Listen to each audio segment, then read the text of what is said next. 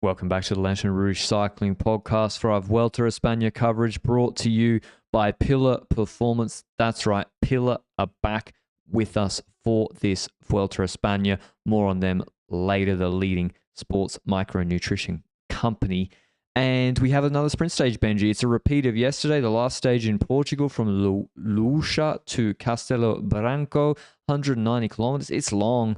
And we got a couple of uncategorized climbs at the start, which is probably a shame for the breakaway wanting to rack up some KOM points. We then do have a category 2, though, the Alto de Teixeira, 17Ks, 3%, sorry. That ain't going to do nothing to nobody. It's 100Ks from the finish. Couple of hills, then another Cat 4. There's a bonus sprint at the bottom, so I also... we'll discuss that in a second, but yeah, there's a bonus sprint at the bottom of the Cat 4 where there's both green jersey points and 321 GC points, 6Ks, 3.3% at the top of that climb, and then basically flat last 40Ks before it is a little bit uphill to the line. It's not perfectly flat. This is the Vuelta after all, and they still do 2,600 meters of elevation gain, which is the same as the Olympic course, which had punchy hills everywhere in about 100Ks less. So it's not flat, that's for sure. What do you want to discuss the course, Benji? You want to discuss the Portuguese Gran Partida? What's your thoughts? I'm getting Denmark vibes when it comes to this. The Denmark-Copenhagen start of the Tour de France was a bit meh, and that's because of parkour choices, 2 sprints and a time trial. I'm sorry, but that doesn't necessarily make my heart explode. Yes, there was the famous or the infamous bridge in Copenhagen. Ooh. Never forget the bridge. But when it comes to Portugal, there's so many great roads and climbs in this area. The Volta of Portugal goes in areas around here. We've got climbs that we went near in the parkour yesterday and today that we don't do. And we basically got a time trial and 2 sprint stages with pro team breakaways. And I like that in week 2, but not as my first 3 stages of a Grand Tour. So I'm rather disappointed, not because of Portugal themselves, because I feel like it's a missed opportunity for Portugal. I would have loved seeing 3 stages from the start with a bit more shebang to it, a bit more panache, a Rui Costa breakaway stage. It's hard to expect a mountain stage in the first 3 days. We've seen Grand Tours that have done it, though. And especially if Vuelta's done it. Yeah, like, there's something possible, and I don't know, I would have liked seeing something more than this. And I feel like even Portuguese cycling fans will agree that the Rouge was disappointing. Even, Benji, the placement of the bonus sprints, like if you don't want to have a proper hilltop finish, you can still, and the Tour has done this really well, that you can still get the GC guys doing something, moving, getting their face on camera. Like yesterday, for example, the bonus sprint is at the intermediate sprint, 140Ks in. If you have it at the end of the 2K, 7% climb, 25Ks from the finish, some GC guy, maybe even Joao Almeida, will jump for it. Today, maybe less so, I'm pretty sure yes, but today, maybe if you have it at the end of the category 4 climb, or even you maybe get a GC guy jumping or Roglic, which... You know, why not? It's 3-2-1 bonus seconds. So they had them in the valleys, and it basically meant, yeah. Are we pampered? Are we in this era of cycling expecting too much from the first 3 stage of Grand Tours? Because 10-15 years ago, it wasn't the case. But then again, isn't that because we're expecting the sport to be the best it could possibly be? I personally have no problem with it from a selfish perspective because I got stuff to catch up on Monday. We've got meetings today. I got to go to the gym. I got to get my life in order, siesta, do a bit of other work. I got no problem with it. The Tour de France, sometimes I'm like, wow, this really 40 rouleurs are going to fight today all day for 3 hours, you know, or the Tour de France sprint finishes are so hectic. You got to start watching from 40, 50Ks out, like properly watching. So I personally don't have a problem with it. It is a Monday afternoon Vuelta stage after all.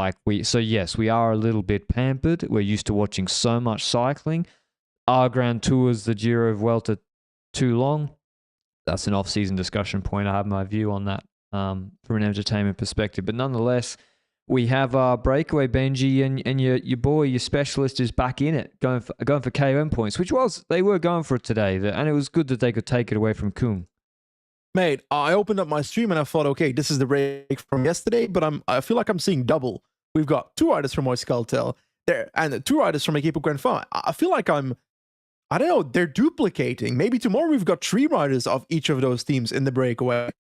At this point, we might see all of both teams in the break in about a week. So we've got Rubens once again in the break for Equipo Grenfell, Luis Angel Mate once again for Euskaltel. In addition to that, teammates of both Iribar for Kernpharma and Isasa for Euskaltel. And behind we see what we expect. We've got 2 main sprinters in this race. That's Caden Groves and Wout van Aert. Groves won yesterday. Wout van Aert was second.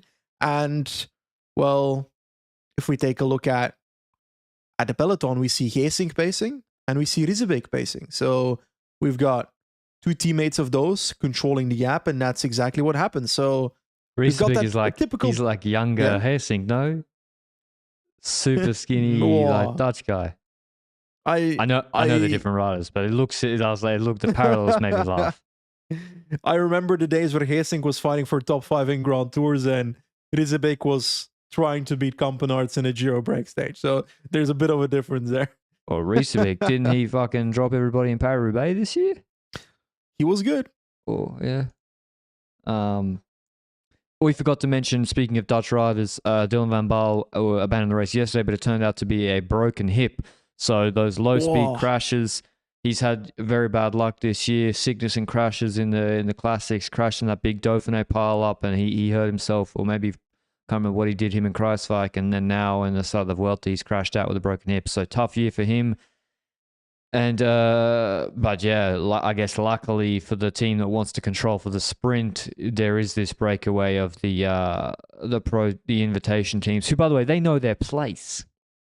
They know their place. YOLO, Polti, Giro. These guys know their place. Yeah, fair, but they're also getting stuff out of it, because in the KRM classification, we've got the boys fighting for it, and eventually I think Luis Angel Mate is now the leader, if I recall correctly, yes. After the end of the day. So the man's going to be riding in the polka dot jersey, but it's blue polka dots. El Hagua took is polka a color? No, or polka is a dance and a pattern. So it's still a polka dot jersey. Technically. Yeah, it's a polka dot jersey. I don't think it has to be red dots. So it's a blue polka dot jersey? Yeah, it's a blue polka dot jersey. Yeah. Anyway. You're right. Semantics aside, that's the breakaway story. Isasa's the last leftover breakaway rider. They get over the IS, all 4 riders ahead of the peloton, so they take home the bonus seconds, making them completely irrelevant for the peloton, which is exactly what you were commenting earlier. The fact that it's at the foot of that last climb with still ages to go in the stage, the break is likely going to pick those up, and then we don't see a fight for it. So a better placement for that would have been more fun. Anyway, vroom, we get to the IS in the peloton, and I don't know. I felt like I saw a rider competing for it at 5% and a rider competing for it at 150% at the intermediate sprint. That's where Groves was like, go ahead. Well, if you want to be at 100% on top of your performance, day in, day out, Pillar is the best sports micronutrition you can add into your regime. It is like, I've just started lifting again. I'm doing 5x5, trying to get into lifting again, just to aid my cycling, not to get necessarily better at lifting, but to aid my cycling. And Pillar's triple magnesium product, I wasn't using it when I was on holidays. I just came off it a little bit on holidays for about a month when I was after the Tour de France, less than a month, maybe 3 weeks after the Tour de France. And when I really wasn't training too much, as you all know, back into training the last 2 weeks or 10 days or so. And I made sure I added and was straight back on Pillar's triple magnesium product. And for my recovery, I was testing because I had delayed onset muscle soreness pretty badly, actually, for the first few sessions. And then when I loaded up on the triple magnesium, I did 13.5K run yesterday. I did like 45 minutes today in the gym doing 5x5, and I'm going to train on the exercise bike later today, and I got another big workout tomorrow on the bike. And to be honest, I have almost no leg muscular soreness now. Maybe I'm a freak talent. I doubt it, given that I'm over 30 now and I'm usually have been pretty sore when I wake up every day and feel like I've been hit by a truck, and remarkably, like my legs feel super, super fresh. And so that's what, I'm like a complete convert to taking magnesium now, and Pillars is batch tested every single batch, so you don't have to worry about that if you are a pro athlete. So particularly when training loads are high, you lose magnesium in your sweat. If it's hot where you are, if you're in Northern Hemisphere at the moment, which I am as well, and you're training on the bike, it's not just for weight training, you need higher magnesium supplementation. So if you would like to try Pillar today, especially as they're back supporting LRCP, and I know so many of you were able to try them out and enjoy their products back in the Giro, you can head to pillarperformance.shop, or for North American listeners, head to thefeed.com/pillar. That's PILLAR, and enter code ROUGE. That's all capitals ROUGE for 15% off. That's ROUGE for 15% off all first-time purchases. Thanks to Pillar Performance for bringing you today's episode. But the IS, Benji, as you said, Van Aert jumps ahead of Groves. Groves just basically thinks, I'll lose 1 point, and not. I think Groves kind of did it smart. Well, Van Aert went all out, even when he had him on 20 lengths. Yeah, I think it was smart from Groves. If you're going to get beaten, then you might as well sit up. And Wout van Aert was sprinting until he, I don't know, it was like Roglic at the end of the Tokyo Olympics where he just kept going. I thought that Wout van Aert would like turn into that meme that like kept sprinting and suddenly was like sprinting into space, because he was sprinting with a gap of 20 meters. But that being said, he takes those IS points over Groves, but doesn't take bonus seconds because the break took that. No big difference this IS for the actual points classification, but after the stage we would see if the actual outcome of the stage would change that. So now we get to the actual sprint itself. Lasts, I don't know, I can actually just bring this to the last 5 kilometers, can I? Like, Ineos was pretty much at the front into the what do we call it? Do we call it the safe zone or the drop zone? I cannot hear you because you're muted, my friend. You're recording a podcast muted. You amateur. I called it purgatory, but I'd actually put myself into podcast purgatory. This zone. So, let's call it the safety zone with quotation marks around safety, because like from what I think, if you still crash, it's not good. I don't know much about cycling, but I think if you hit the ground at 60 Ks, it's really not good, and you shouldn't do it. The end game. The end game is like, we'll sit it for Rebel Bore Hansgrohe. The end game is just don't fucking crash. Seriously. Yeah, that's true. And they've done a good job of not doing so far. But I got to say, like, I would like to do a study, Benji, of audience heart rate watching the Tour finish and of these sprints and the Vuelta finish, because I was just like, this is pretty calm. I know it's not calm in the peloton, but 10Ks to go, it's like Steven Kruijswijk and, I don't know, some skinny DSM fella pulling. It's not the same as Niels Pollitt, Marc Soler, and Tej Benoot having fisticuffs, is it? It's very true. Like the Tour de France, if you're like watching the last hour of a sprint stage, feel like it's a zone 2 effort. Well, right now you're basically in recovery mode, so no issues. And we get into the last 3 kilometers, and it's actually Attila Valter pacing for Visma Lease bike, so they're setting it up, but Alpesen's pretty much stocked up on riders behind him. But it was like Valter and then 2 riders of Alpecin before Groves, and then Van Aert was in the wheel of Groves. Yeah. I feel like Affini was sitting around Van Aert just in case he was needed. And that was a change from yesterday. But that would only be concluded a bit later, where Valter goes off the front with 2.3 kilometers to go, Alpecin takes over, and those 2 riders of Alpecin start doing their lead out. And at 1.5, 1.3, Affini doesn't come to the front with Van Aert in the wheel. So to me, it seemed like the strategy from Visma changed from yesterday to today, where yesterday Affini was going to do the lead out for Van Aert, while today it felt more like Van Aert was going to try and win off Groves' wheel.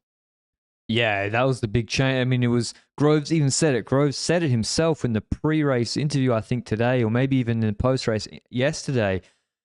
He said because he lost their lead out, man, it meant that Van Aert and Affini went, but actually he expected Van Aert and Affini to play off their train, because Alpecin do have the fullest train here. Like Affini I would say is the best lead out last man here, or maybe definitely the best setup man. I think after seeing yesterday's lead out, that's inarguable. Alpecin have the best overall train. They have a dedicated train here with Ballestedt, with Plancard, with and co. But no Robbie Gijs, if I'm not mistaken, Benji. No, they don't. So it's not actually the best train they could possibly send. With Robbie Gijs, it would be better. Although apparently I keep getting in trouble, Benji, for pronouncing Flemish names with a Dutch accent. That's a new one. I got criticized for that yesterday. So, and it wasn't you. I get criticized for talking Dutch. So Yeah. I got a phone call today. I got a phone call from a Belgian newspaper to ask my opinion about SD Works at the Tour de France Femme. And I was trying to say that the sentence, usually in other races, they can afford to do shenanigans when it comes to tactics and still win because of individual strength. And I had to Google what they can afford to means in Dutch. I'm Flemish. I'm supposed to know this. In Dutch, nothing's affordable. They're always like, that's a cheap stereotype. Luke's going to cut the podcast. Cheap shot. Cheap shot of the Dutch. It's true though. Oh, okay. Anyway, Victor Campanart says Alpecin, because Alpecin's at the front, 2Ks to go, a 2 lead out man. I'm like, this is impossible.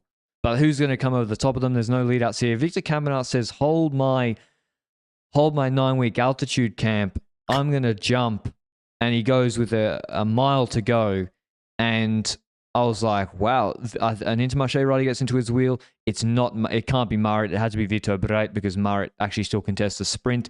And I was thinking, this is not a bad move from Campanart. So what if it only takes the setup man for Alpecin to be not on his best level? And Affini, I think Affini was waiting. Affini was like, if this gets a bit further, I'm going to react, and he didn't. But it's listen, if you're Campanart, what do you got to lose? Why not there? Yeah, why not that? And he called Alpecin's bluff. They were trying to get through to 1K to go before they really started their lead out, and he didn't let them. And that really affected the sprint, I think, Benji, because then their setup man's tired or more tired. They then have, you say it's Plankart's the last man for Groves. Today, yes. Yesterday, he was at the back of the peloton, and then it was Ballerstedt. So I'm guessing that Ballerstedt is the rider before Plancard today. I'm not 100% certain. I would say so, yeah. And then he does basically what happened to Affini yesterday.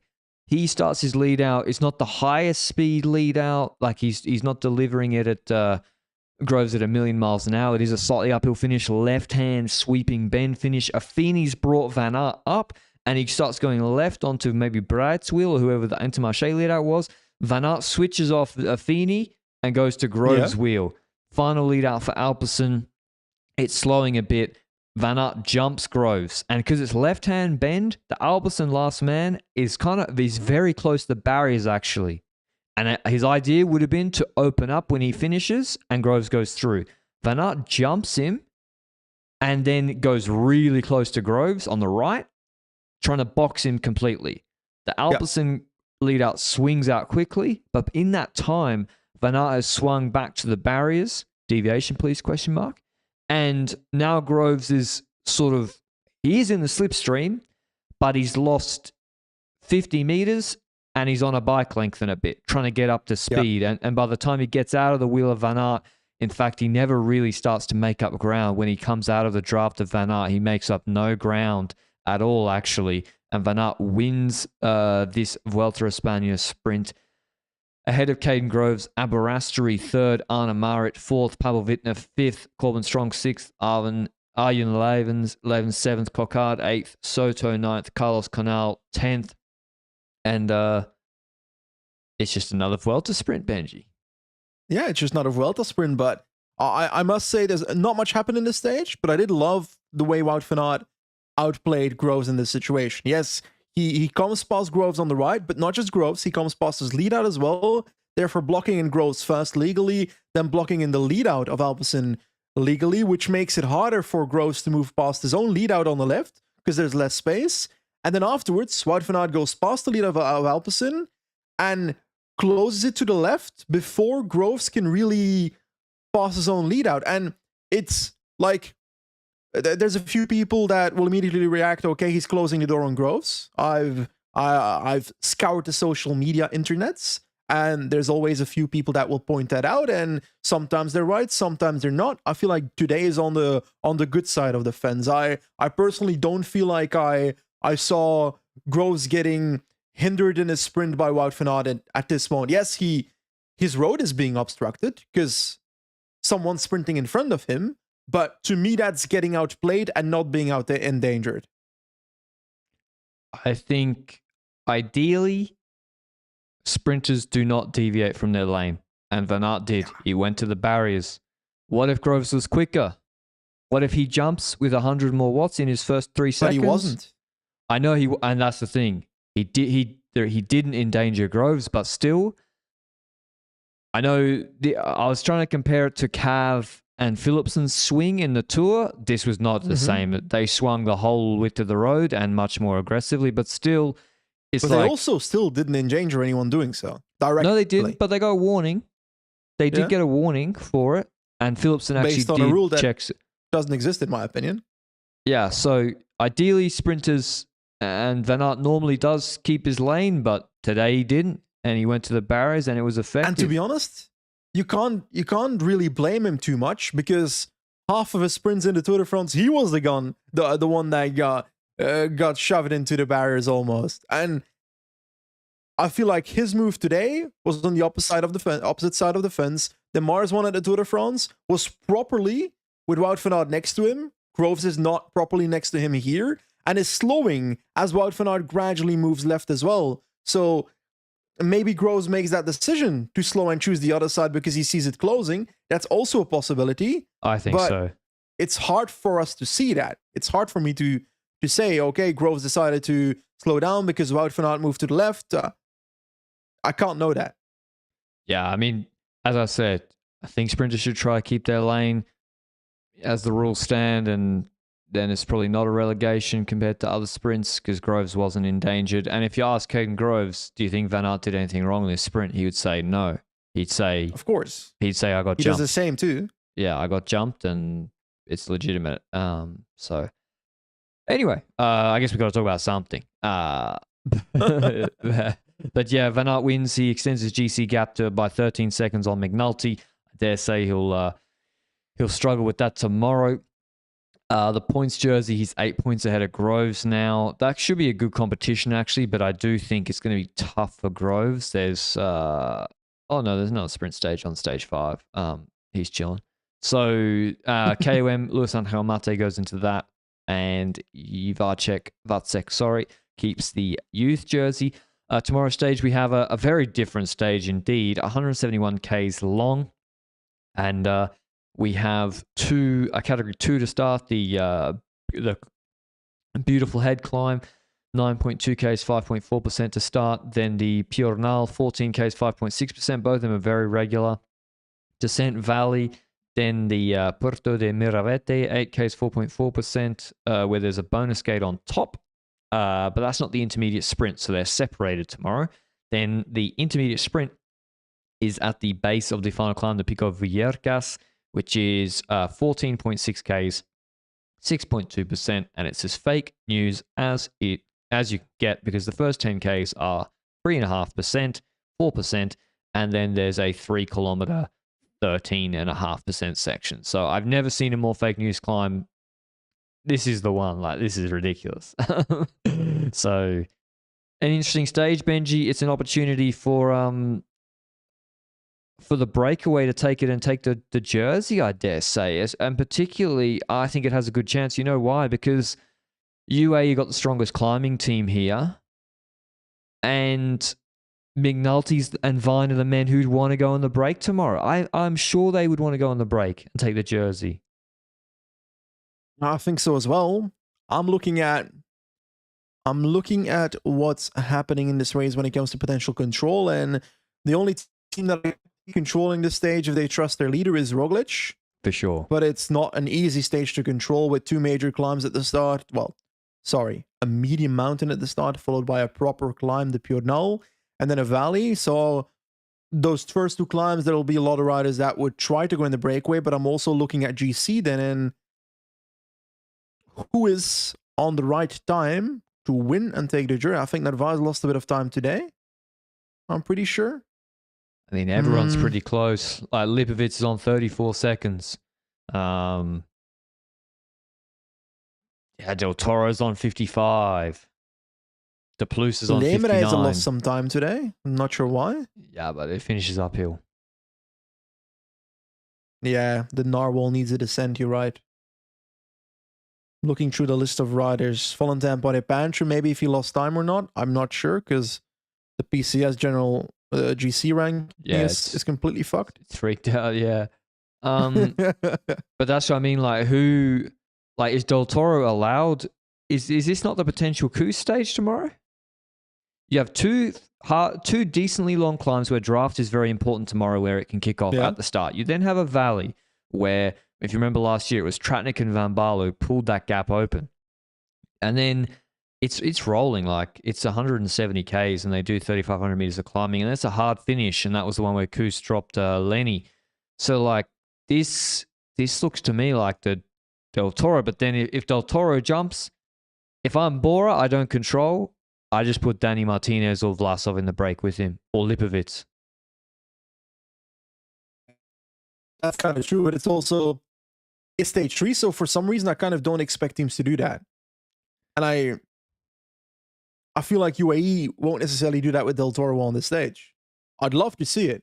Like, I'll welcome it with open arms, but there's something in me that says I just don't expect that to happen.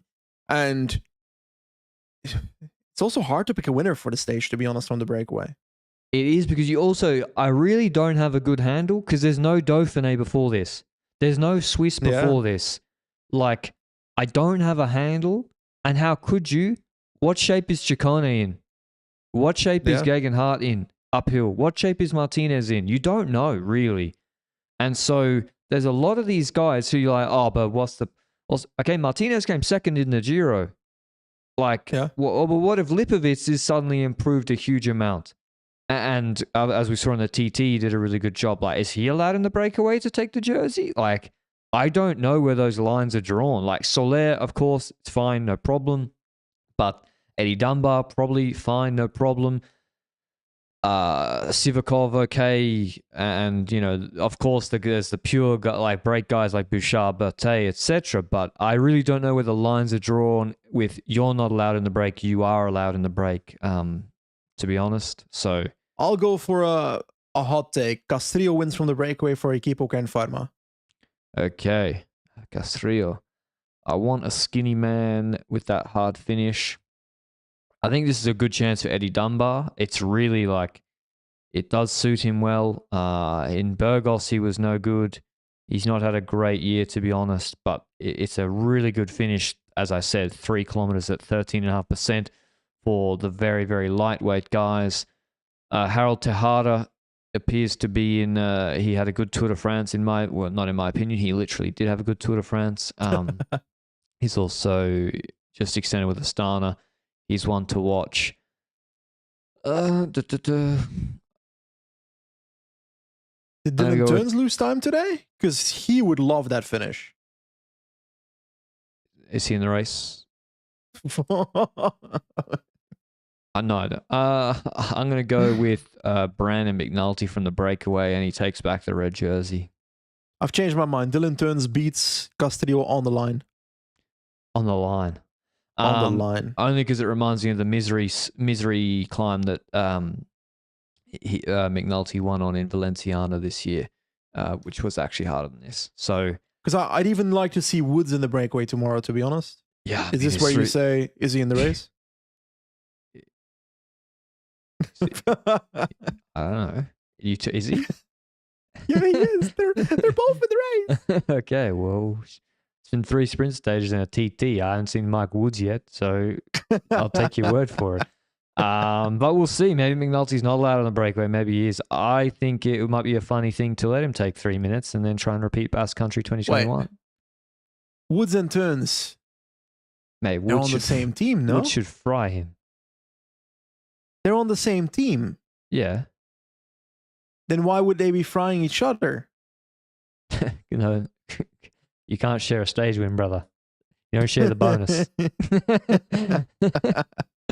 All right, it's going to be. I mean, maybe, and if it's a GC, if it goes to GC, there's one man that's been winning. I'm not sure it will be a sprint because it does level off at the end. But if it goes to GC, it is hard to go past Primož Roglic on this finish. But also, don't be surprised if someone like Ciccone does well. So tomorrow's a really, really good stage. I'm looking forward to watching. I don't know when the broadcast starts. Don't be surprised to like refresh PCS live stats and there's like a 40-man breakaway that's carnage. Does Wout van Aert lose the red jersey tomorrow? Obviously. I think he should go on the break. I actually agree with you. Well, for the Wout IS van Aert points, in the red jersey in the breakaway. I don't care about IS points. I want to see him try to. Well, he can't win red. The stage in the red win jersey. Green. He can win the stage in red if he's with Ibon Ruiz and Luis Alcalmata. He looks. I'm not sure if he can. There's physics, you know, like he's a big boy. 3K's 13.5%. I mean, I love if he did it, but I don't think so. Elsewhere around the traps, we had a stage. It's called Stage 1, but yesterday was the prologue of Tour de l'Avenir, which was won by, I already said, Michael Leonard. But today, a breakaway went surprisingly actually with Gal Glivar, who is, I believe, I assume, is a last year U23 Slovenian rider on UAE's U23 team. I very much going assume World Tour next year. Yeah, that is the case, and he was in the breakaway that took 4 minutes, and I was surprised by that because he is like, he's not the best climber, but still, I was surprised. Like, you never know. He's a decent climber. And he was in there with Henrik Pedersen and Tim Rex. Tim Rex is the little brother of Lawrence Rex. And Henrik Pedersen looks like the little brother of Jonas Abrahamsen. And he's 19. He's got a 4-year deal with Uno X. Goes world tour. He goes pro to the pro team in 26. And he already won the European Champs road race last year when he was... a first year U23, I think. So he's a beast, and he actually won the stage today in a small group sprint in the breakaway behind Nicholas Behrens, attacked on the shallow climb. But in fact, Great Britain were trying to close the gap. They weren't able to do it for the sprinter Brennan, and Brennan won the sprint behind in front of Behrens, who led it out. And then there was a big crash, and everyone got put on the same time from what I can see. Notable, though, is that Peter Oxenberg, who signed for Ineos on a 3-year deal, the 18-year-old who set the Colorates record, he lost 8 minutes today. I don't know if he crashed or what happened, but his GC, if it was ever, it is for the most part over. But yeah, there's a man called Jeremy the Grenade in the top 5. Yeah, what the hell? La Grenade. There's a Canadian called the Grenade. What the fuck? I think I have a favorite rider now. That is nominative determinism. Someone's got to sign him just on name alone and hope that he can he got to be able to drop what bombs by definition. It's a very, very hard L'Avenir route this year for the poor sprinters. Like, it's good for Brennan, who's a lightweight sprinter, dare say young talented British rider. Is Colby related to Quinn? Yeah, he's younger brother Quinn. Oh, okay. He's also got a sprint so on much family members. Crazy. Yeah, it is. But that's from Mouchard to Plateau d'Hauteville tomorrow, 170 Ks, but there's literally like a 10K, 4.5% climb to the plateau, 12 Ks from the finish. So I think it's going to be another attritional sprint, and we'll see if the big boy Behrens can survive or Brennan takes it. If Brennan will be the favorite tomorrow if GB can control it, but I think the break has a good chance again because small teams and a lot of strong riders and a bit of chaos. So, but it's being televised. That's why I mention it, because Tour de l'Avenir is televised on Max. So, yeah, like go watch the Stars of Tomorrow, because all these guys in the top 10 of each stage, they will be on a world or pro team in like a year. So it's worth watching for the most part. Any other news, Benji? Oh, I guess Bahrain. Are we doing transfers? Oh, no. We don't do so. We can announce them, but we can't review them yet. Tell me. Oh, Bahrain Victorious announced their stagiaire cohort, who also get a Neopro contract for until the end of 26 at least. But also, not in the announcement was that Rob Stannard has been signed by the team. Who really? Yeah. Was suspended for, and he's starting today. So he's signed as of today on Bahrain Victorious, at least according to PCS, and there's no Pretty press shocked by announcement. He was suspended retrospectively from 2018 to 2022, so a full 4-year suspension. Yeah. But it was all retrospective. It obviously meant that Alpecin didn't renew his contract, or they suspended him. He was suspended, or like didn't race after Wallonie last year, so he's not been racing for the first 6 months. He had to pay his salary when he was on a Devo team in a first-year Neo Pro, so whatever that is, nothing. And then he's back on Bahrain, so we still don't know what it was. It's very strange to me. Like, there's been no like coverage of it. Like, he got a 4-year ban, so what was it for? Like, what? And he's just back in the World Tour peloton. Like, nothing happened with a retrospective 4-year ban. So that's crazy. What is the point of a retrospective 4-year ban when they've been racing the whole time? I do not understand either. That makes no sense to me. Anyway, so yeah, he's back on Bahrain, but to be honest, they're going a lot younger. But yeah, we'll review those because there's one signing in their Neo Pro pool that I really like, and I think is someone that you need to write down in your Are notes you telling me that you don't like the others? We'll get to that. I can't say that the 50 Neo Pros that get signed, I like said everyone. You hate them. I don't know them, but there's one I like. So, but we'll hold that for our transfers update whenever that is, because there's some bigger ones than Bahrain's Neo Pro pool today. I don't know why I live with Bahrain's Neo Pros. There's some bigger ones today, but we'll save them to clickbait in a later episode. So hope you enjoyed this Vuelta recap. A big stage tomorrow, which I can't wait to watch. Thanks to Pillar Performance as always. Check them out through the link in the description down below, and we'll see you tomorrow. Ciao.